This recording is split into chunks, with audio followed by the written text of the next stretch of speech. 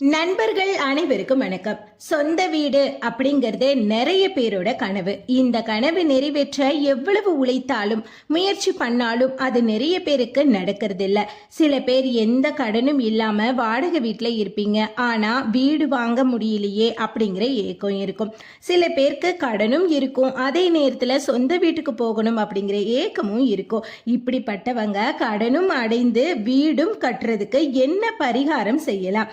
இன்னும் சில பேர் சொந்த வீட்டில தான் இருக்கோம், ஆனா வீடு வாங்குறதுக்கு வாங்கின கடனோ இல்ல வேறு ஏதோ பிரச்சனைக்கு வாங்கின கடன்லயோ மாட்டி சொந்த வீட்டில இருந்தாலும் நிம்மதி இல்லாம இருப்பாங்க.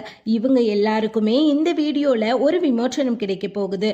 ஒரு சின்ன சின்ன பரிகாரத்தை இந்த வீடியோல பார்க்கலாம். நீங்க இப்பதான் நம்மளோட சேனலை ஃபர்ஸ்ட் டைம் பாக்குறீங்க அப்படின்னா நம்ம சேனலை சப்ஸ்கிரைப் பண்ணிக்கோங்க. வாங்க வீடியோக்குள்ள போகலாம்.